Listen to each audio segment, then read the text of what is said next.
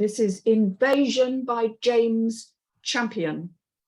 Fade in, black screen and text. 500 years ago, a remote island, South Atlantic. Exterior, Yagan Indian settlement, beach day 500 years ago. Looking out to sea, a low-lying fog hangs over the water.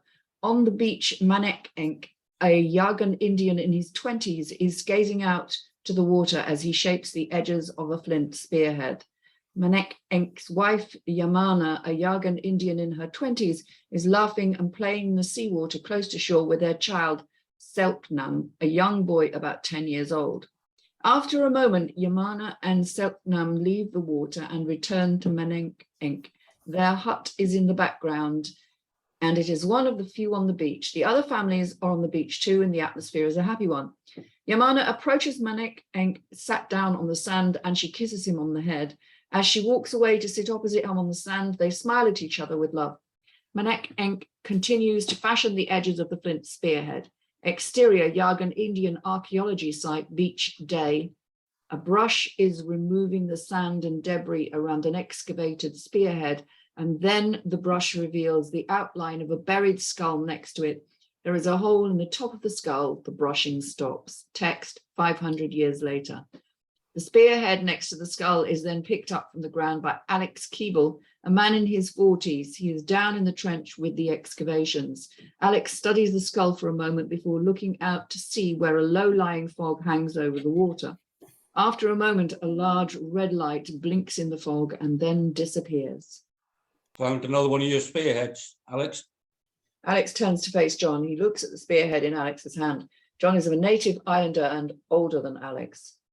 Same as all the other ones. I finally hit the jackpot this time, John. Take a look. John crouches down beside the trench. Alex jumps out of the trench to reveal the excavated skull. Is that what I think it is? John stands up and looks across to Alex. Yep, a human skull. Probably from half a millennia ago, killed with a blow to the head with this. Alex holds up the spearhead before putting it back in his pocket. This changes everything. The first human remains found on these islands for hundreds of years. This will prove there were native peoples on these islands before us, before they just seemed to vanish. John slaps Alex on the back. I think congratulations are in order. We'll have a drink back at the station. Thanks, John. When I send this news back home, the excavations will go up a gear. Because of this, they're going to send funding, people, equipment, and we'll be in the news. This is a real game changer. To have a find like this is why I became an archaeologist. So you'll be with us on the islands for some time then? Of course. John guides him away from the excavation site. That's great news. And I have some news of my own and an offer. They stop to face each other. I'm retiring as chief of police. Well, you're already the deputy chief of police. I can't think of anyone better suited to take over. I know it might not seem much being in charge of a handful of constables watching over the few drunks, but at least you can impress the wife being invited to the cocktail parties at the governor's house. Now that's a challenge that I'll miss. Alex doesn't say anything. Look, I don't know, John. I'm going to have my hands pretty full with this now, and, you know. Abruptly, the deafening noise of an aircraft interrupts them both. A large military aircraft flies close to them overhead. They watch that aircraft fly out to sea and disappear into the fog. That's the third military aircraft this week. What do you think they're playing at? It's probably nothing. You know how it works. The islanders spot the military aircraft of our South American neighbours, and we communicate it back to the mother country 8,000 miles away. And the mother country makes a formal protest to our neighbours about their behaviour, and then the whole saga ends up as talks over who rules these islands and who has sovereignty. Yeah, it'll all blow over. Nothing to worry about, really. Life just carries on. John gives Alex a reassuring smile. Look, I'm going to go back to the station and report this thing. You don't have to give me an answer now, but I think about it. And then we can have that celebrity drink. John turns to look at the excavation sites. And I'm sure you still find time to do your excavations. He gives a friendly slap on Alex's arm, smiles and walks away towards his 4x4. Alex looks out to sea in the fog for a moment before returning to the excavation trench. In the fog out to sea, a red light blinks again for a moment, and the silhouette of a large military aircraft carrier is briefly visible before disappearing into the fog again. Interior, Alex's 4x4 mountain, main road, sunset. The sun is beginning to set behind the mountain, the dominating feature on the landscape of the islands. Alex is driving on the road that runs beside it and towards the town. The island's town is a few miles away behind the mountain. Driving towards the town, Alex's police radio starts crackling. Alex, are you there? Pick up. Over. There is a pause as Alex looks at the police radio. He picks up the receiver. This is Alex. Over. Can you look out for Tom Brook and bring him in? He's just been spotted causing trouble on the main road. Over. There is a pause. Will do. Over and out. Later, a drunk man in the distance is staggering on the road in the direction of Alex. As Alex nears the drunk man, he notices it's Tom Brook. Tom throws the bottle that he's been drinking from at Alex's 4x4. The bottle smashes against the windscreen and shatters into pieces. Alex gets out of the car and goes to apprehend him. Interior, Alex's 4x4 town, night. Tom is sat solemn and drunk in the back seat of the 4x4 as Alex drives through the small town. Sorry I threw the bottle at your car, Alex. Alex looks at Tom in the rearview mirror for a moment. There was no damage done. Don't worry about it, Tom. Tom starts breaking down and crying. Alex looks at him again in the mirror. My wife is taking the kids with her. She's leaving me, Alex. There is a pause. I don't know what to do. Alex is watching him in the mirror. Interior of Alex's 4x4 town police station, night. The 4x4 pulls up to the police station. Alex gets out from the car. Exterior town police station, continuous. The car door is opened for Tom and he is helped out by Alex. Interior town police station lobby, night. Keeping Tom at his feet, Alex directs him past Trudy, the desk sergeant. Trudy stands up and watches them stagger. She helps Alex carry Tom through the lobby. Interior town police station cell, night. Holding a side each, Alex and Trudy help put Tom down into the bed in the rundown and makeshift cell. Trudy walks over to the window in the cell and picks up a small padlock, holding it up to Alex. It's broken. Tom was already brought in here earlier, but he broke the lock to the window and got out. What are you playing at, Tom? Tom is holding his head. Sorry. Later, Alex is securing a larger and new padlock to the cell window. Tom is watching him. It's just the two of them. I need to tell you something. After I broke out of here, I went down to the beach. Exterior Yagan Indian settlement, beach day 500 years ago. Manek Enk is watching his wife and children, Yamana and Selknam, playing near the water's edge. He is smiling, but he starts to look concerned. Interior town police station cell, continuous. Alex is listening, but he doesn't turn around to face Tom. Exterior Yagan Indian settlement, beach day 500 years ago. Tom, oh, sorry. And looking out to sea, I could see lights in the distance. Manek Enk stands up and looks out to see lights coming closer in the low-lying fog. Yamana and Selknam stop playing when they see Manek Enk standing up and looking out to sea. The two of them turn around to see the silhouette of a boat in the fog. I watched the lights as they came closer. It was a ship. Interior town police station cell, continuous. It was probably our island patrol vessel. This wasn't a patrol vessel. This was bigger, much bigger. An aircraft carrier full of planes. Alex, I've never seen a ship as big as this. There is a pause as Alex turns around to face Tom. Tom, you've had a lot to drink. You thought that you saw something. I had barely had a drink then. I promise, Alex, on the life of my children, something big is happening, like they are going to invade us. I can feel it. Absorbing the information, Alex doesn't speak for a moment. It's probably just military exercises, lost their way in the fog and got too close to shore, but I'll report what you saw. Don't worry. Tom is holding his head in his hands. Alex pulls at the new padlock on the window. Don't break this one, okay? Standing close to Tom, Alex places a gentle hand on his shoulder. Get some rest.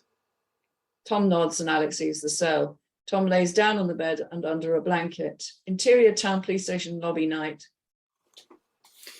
Can you communicate Tom's possible sightings to the government back home? I'm going to call it a night. Alex finishes writing the note and hands it to Trudy. She looks at the note for a moment. He could have seen anything. He was drunk. Are you sure about reporting on this? Talk of an invasion will get around quickly on an island like this and scare people. He puts his coat on his coat and is about to leave. I said what he saw was a possible sighting of a ship, not a definite sighting. And who has been talking of an invasion? There is a pause and Alex walks over to the door, turning to face Trudy before he leaves. Just before that military aircraft of theirs flew over me and John, I saw lights in the fog too. I believe him. Another pause. Night. Alex leaves. Interior, Alex's 4x4, the mountain, main road, night.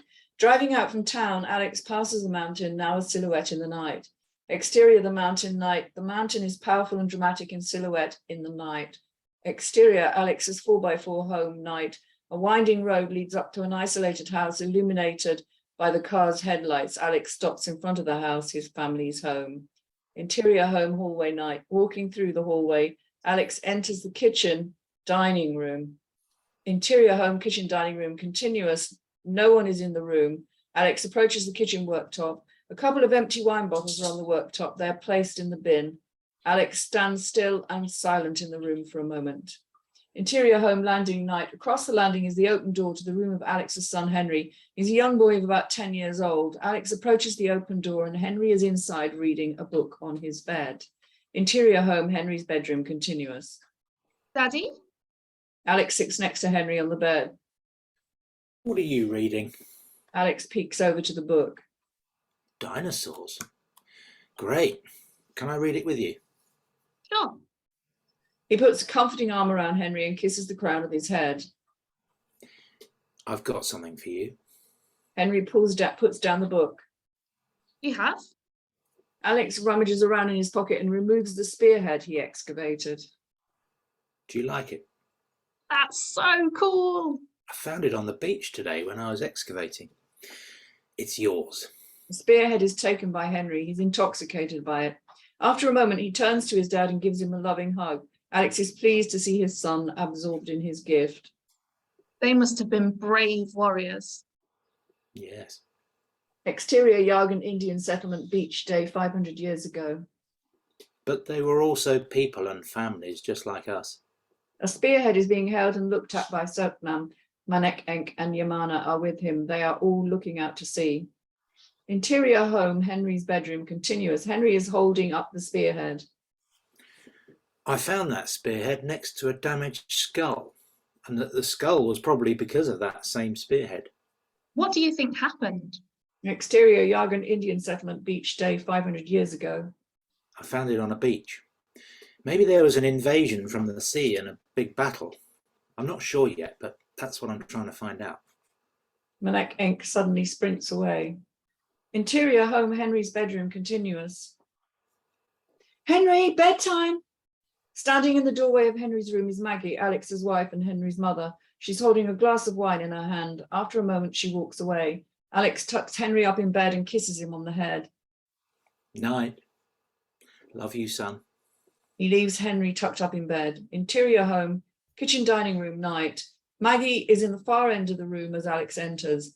Alex keeps his distance from Maggie as she drinks her wine. He rests against the wall. Maggie is getting drunk.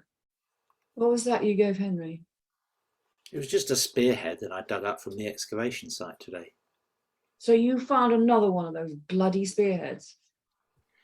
Next to a 500-year-old skull. Maggie, it's a huge find. It's going to change everything for us here. That's it. We're at the end of our 10 pages. Thank you. Okay. Dun, dun, dun. Mm. I shall start off because I was trying to make notes at the same time, and it's always hard. And then my writing goes crazy, and while I'm reading at the same time. Exposition is my biggest one. I think this is intriguing, very intriguing, but I think there's way too much exposition in the dialogue. There's too much explaining where we are and what we're doing. Does that make sense? For instance, like say an example, page 2, where Alex says, this changes everything. The first human remains found on these islands for hundreds of years. This will prove there were native people on these islands before they seemed to vanish. Now that's probably very, very necessary, but I would say it's necessary further down the line because these guys know what they're finding. They know what they're expecting to find. So it needs to be a little bit more realistic until you get to that point where an outsider comes in or somebody, the kid or something, asks, and then it can be explained. I'm just thinking in terms of making it sort of realistic in that way. And that happens a few times.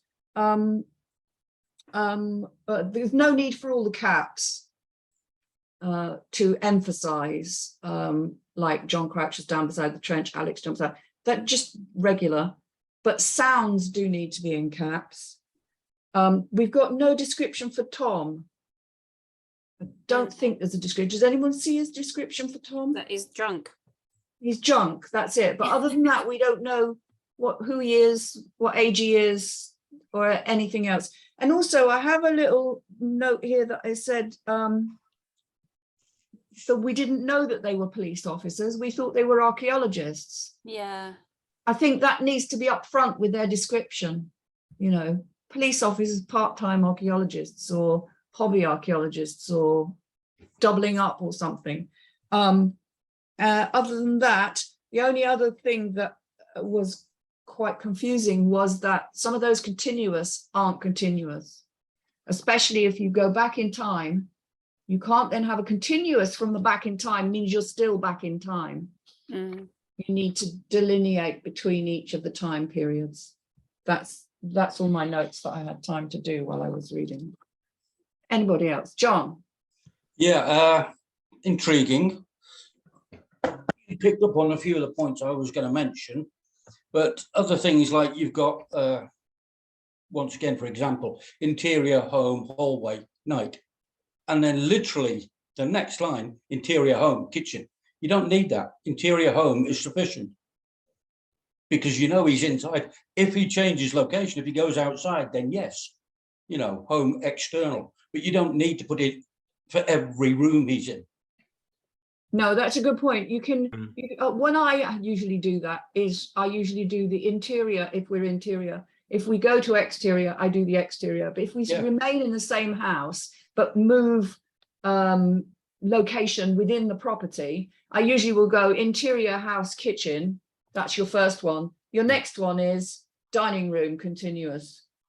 The next one is living room, continuous. If it was the same as the police station, you know, enter the police lobby, and then a small description of what they're doing, and then enter police cell. You don't need to do that. If you put enter police station, you can mention both the lobby and the cell in that little descriptive sentence. But other than that, I enjoyed it, and I'm intrigued to find what's going to happen. So I will have to read the rest of it. Rachael? Yeah, I was really intrigued as well. It's very interesting.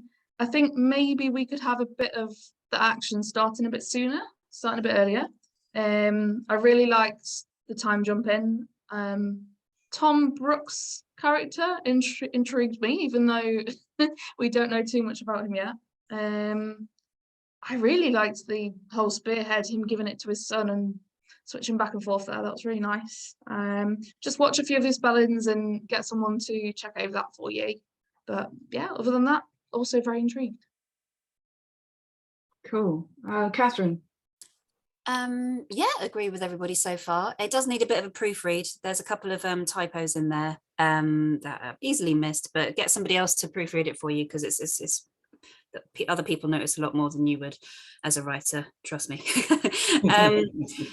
There was one thing that bugged me again with the proofreading. Alex doesn't say anything, quote unquote, and then Alex says something.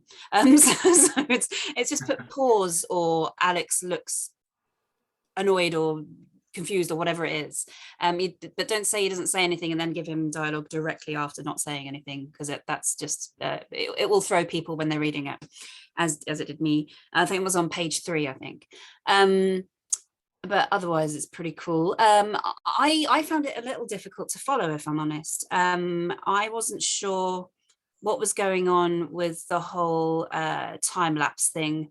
It kind of came across that there was like perhaps a parallel happening 500 years ago and now, and the same thing was possibly happening at the same time. I'm not sure. I think it was maybe confusing a little bit for me because you were explaining too much, which is great to be detailed, but leave the audience wanting to find out rather than telling them everything. Mm-hmm. Like for instance, when Angela said, as it page, this changes everything, end the sentence there and let what does it change? Give them a little bit of the carrot and the donkey. Let us find out with the characters the story, I think, because that can a little bit, I don't know, too much information can be just as bad as no information. You've got to find the middle ground of letting us want to find out more. But otherwise it was interesting. Yeah. And I do like the kid came across very well written. So yeah. Thank you. Erin. Everything everybody else said. I think that there needs to be better descriptions for the characters too. There's not, I don't think I saw ages or like really much of a description for most of them. I think too that the fact that it's unclear whether or not Alex is an archaeologist or a cop or both needs to be established better, because if he's a police officer and they're finding bones, and he probably have gloves on, he probably, you know what I mean, like, or he'd probably handle it as a crime scene rather than like, oh, we found these, you know what I mean? So there would be a different dynamic there, probably. If it's a hobby or a part of the job thing at the moment. Yeah. Well, so there I would think be anyway. If you find human remains, you have to, no matter what country you're in, you have to get in touch with coroner or medical experts or whatever, because it could be recent. Because in case you're unaware of it, it can take 7 days to strip a human body to the bones. If they're just left out in the wilderness, it only takes 7 days. We don't know why they're there. That's the exactly. And you've got a skull going on a beach with a hole in the head. I think it's descriptions in the wrong place, I think, perhaps. With this. Anyway, sorry, Erin, carry on. No, but I agree that exactly. Like, I think that like it needs to be established, like, because I think that like I love the whole archaeology part of it. I love the flashback part of it. I love I want to know what's going to happen, but I do think things need to be a little more clear. And also the there's a part, and I don't know what page it's on, forgive me, but he's talking to Henry. Alex is talking to Henry, and there's a voiceover, and it's a flashback as well. So it probably should, like, you should probably use over action so that they know that, just to make it a little bit more clear. Yeah, I wasn't sure if he'd stepped out of the room for a moment on that. I think I know the page you're talking about. I was is he still in the room with him, or is that why it's over off screen? It said off screen, and that's why I thought, oh, has he moved? Well, it says interior. I can't find it, but it said the voiceover over to the bit, if I remember correctly, when they did the flashback, but then they went back again, and then it was off screen him talking. So I wasn't sure if that was still the voiceover and just a typo, or he would left the room. The bottom of exterior. It says exterior Yagan Indian Settlement Beach Day 500 years ago, and then Alex has a voiceover in between places, and then interior home. It says Henry's bedroom continuous. Henry's holding up the spearhead, and there's a voiceover, but there it looks like it's going back and forth to it. So I think that needs to be where I said it. You can't have continuous 500 years ago, because it's continuous of that 500 years ago. There's just one thing. Then I agree with what Angela says. Just one thing before you jump to Stewart.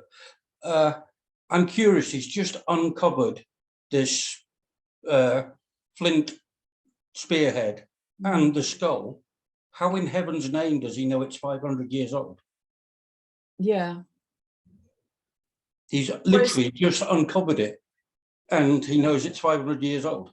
It's Yeah. not been carbon dated or anything. We don't know if it's at the beginning of the dig or halfway through a really long dig, so maybe they've uncovered other stuff. I don't know. Yeah, it needs details. None Are of all this in is the wrong places, mentioned. I think the Yeah, but none of this is mentioned. So, you know, Mm. you need to place Also, these things. Yeah, following on from that, it would be very hard to say the first human remains found on these islands for hundreds of years. If You'd there have are to people you'd have to living put on these those could islands- be the first in about 500. You know, you have to Yeah. roughly, as you would Yeah. naturally, yeah.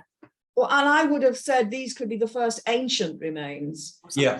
something. just to kind of clarify between, because they could be digging in an old regular 100-year-old graveyard, 50-year-old graveyard. Well, We don't know if Well- they're just kind of people that do it as like, you know, metal detector people that do it as a hobby, Exactly. kind of thing. also, you get land shift. The A other friend of- thing is this delineation between, are they police officers or are they archaeologists or are they a bit of both or are they hobbyist archaeologists?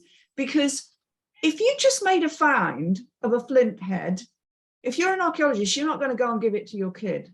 No, Yeah, you're not I going to found that a remove bit it. odd. That was a You're going to bit. photograph it, you're going to number it, you're going to log it, Yep. and it's going to end up in whatever. I don't think you'd be allowed, would you? No. No, you wouldn't, because you've got to basically be able to Not give it anymore. providence.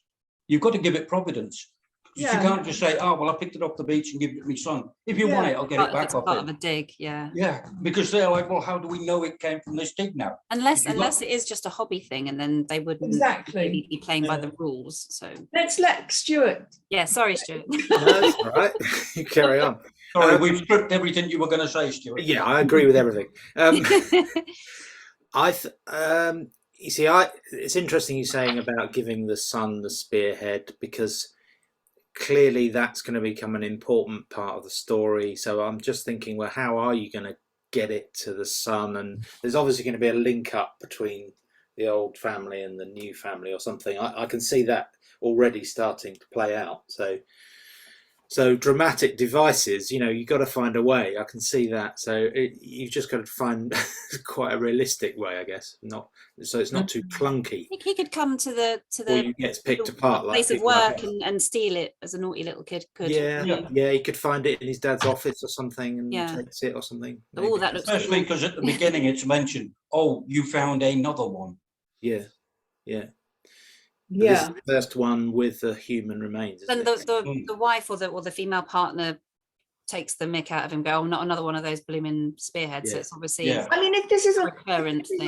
like a remote island and there aren't that many people on it, and these are the local coppers and but they're also doubling up as archeologists. 'cause But they- are they all natives? Because doesn't it define one of the people as being native? And not the yeah, other it's one? very hard to So- say, but wouldn't it be nice if in their police station, which presumably I'm thinking of Death in Paradise, is only a small building, Mm. that they've got a display cabinet Yeah, a with display cabinet stuff of that they stuff have we found. yeah.